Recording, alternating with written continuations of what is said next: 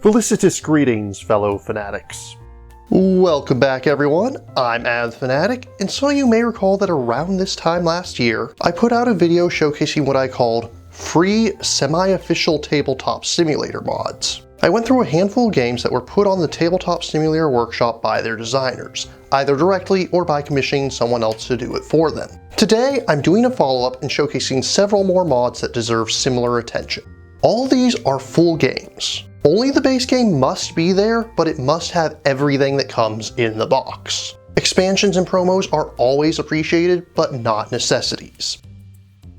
To start off, I'd like to briefly recap a handful of games that I've looked at in the past. I've done dedicated reviews for BattleCon, Canossa, Empyrean Hero, and Zoo Tiles Hime. I won't go over them again in detail here, but I will be linking to the relevant mods below. Look for them on my channel if you want to see my full thoughts on these games. Of important note is that Zoo Tiles Hime does now have both starter sets in the mod, thus allowing you to play as all 12 animals of the Chinese zodiac. Also of note is Aegis, which was one of the stars of last year's mods. It's since been updated and now has scripting to quickly get things set up. Though not as much of consequence for seasoned players, this will help new players to pick a pre-built team and get into things much more quickly than before. And of course, you should be sure to check out last year's video for more great mods. To bookend things, I'm going to be looking at the two biggest games on the list. First, we have Western Legends, an absolutely massive sandbox game where you'll be trying to eke out a name for yourself in the Wild West. You can gain victory points by panning for gold, wrangling cattle, playing poker, hunting down ne'er-do-wells, or by becoming a notorious outlaw yourself. Although I've only played with the base game, this mod really does go all out. Not only including both full expansions, but also all 3 promo packs as well, giving you a truly legendary experience. Speaking of legends, next up is Unmatched. Remember that only a base game is required for this list, and while the Unmatched mod doesn't have every set in there, it does give you more than enough to get a feel for the game, with Battle of Legends Volume 1, Copple and Fog, and Robin Hood vs. Bigfoot, giving you a total of 10 classic literary figures to play around with. Well, 9 classic literary figures and a Sasquatch. It feels very much like an updated and cleaned up version of Star Wars Epic Duels. It plays quickly and each of the characters is very unique from one another. And let's face it, who doesn't want to see King Arthur face off against Dracula? But maybe you're the sort that wants a more relaxed theme. There's plenty of options for that too.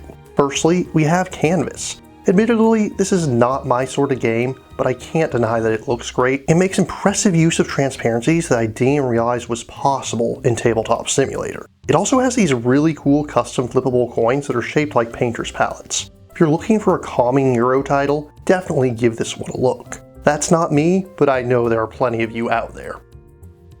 Speaking of art, let's talk about the culinary arts for a moment as we take a look at Food Time Battle in space.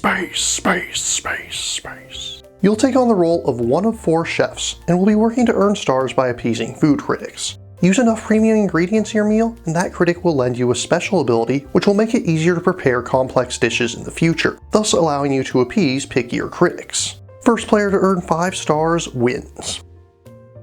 On the subject of goofy reimaginings of real-life competitions, Longshot the Dice Game is a roll-and-write game that allows players to spend a day at the races, as they'll be buying, betting on, and influencing horses to try and win the most money.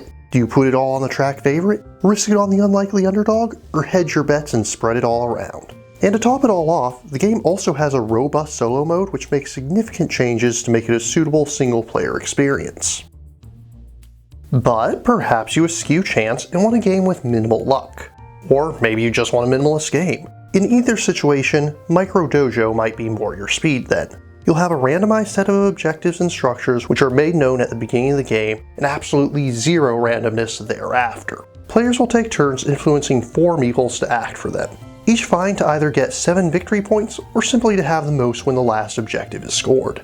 It takes less than half an hour to play, but has a fair bit of depth to it. Great for when you want something short, but a bit meatier than a filler game. This one is still up on Kickstarter and has already met its funding goal. So if you like what you see, be sure to head over there and take a look. It only costs £5 to back, which is about $8 according to Kickstarter.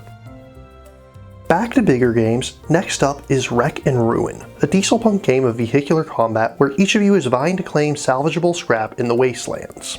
I'm going to be honest, I've never been fond of these kind of settings, but it certainly looks like an interesting game. Almost like something for someone that's interested in Battletech or Centurion, but wants to start out with something less daunting to learn the rules for. And they even took the time and effort to get the models into TTS, and they look pretty awesome. I'd definitely go with the Dino Riders over the others because who doesn't want to ram a big rig from atop a giant Triceratops? If you're familiar with this channel, you're already aware that I'm just as much a fan of video games as I am of board games. MOBA fans, feast your eyes upon the Battle for Biternia. In this hand management combat game, 2 players will each take a team of 4 heroes and level them up to learn new specials, assault enemy towers, and eventually try and take down the crystal behind their walls to claim victory. It has a nice 16-bit aesthetic and also features a guest character from Level 99 Games' World of Indines, the setting of the BattleCon series that I mentioned earlier. If you're at all familiar with the genre, this perfectly captures that back and forth feel of teams of heroes clashing with one another. And some of you will want something a bit more somber in tone than that. The golden standard of tabletop simulator mods, the massive Uprising Curse of the Last Emperor has a mod that is every bit as much a passion project as the game itself. 1 to 4 players will each take on the role of an enslaved tribe, rising up against an oppressive empire in their moment of weakness as they're transitioning between rulers. But even so, it'll not be an easy task, as agents of the Empire and hordes of monstrous creatures threaten to destroy what fragile hope you have. This mod not only includes the full game, but the expansion as well, giving players a total of 8 tribes to play as, each with 2 heroes to choose from, as well as the option for the especially brave to face off against one of 4 arch-nemesis bosses in their struggle for freedom.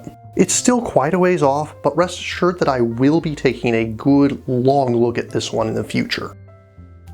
It's becoming more common for designers to use Tabletop Simulator, or similar tools like Tabletopia, to showcase their games in digital form. This provides a great way to demo the game and find out if it's right for your group, and also more readily allows them to get out previews of prototypes. It's been especially useful this past year as so many people have been unable to game in person due to lockdowns, though I hope that designers will continue to recognize the use of such tools even as restrictions are being lifted. A special thanks to Bryfox of the Aegis Discord for giving numerous recommendations for this video, as well as all of the designers of these wonderful games.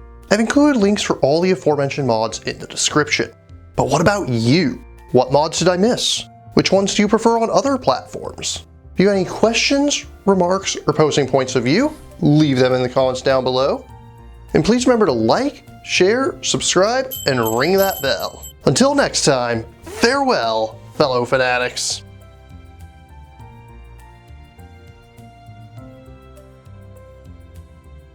Thank you again for watching. I have plenty more to share with you if you're interested.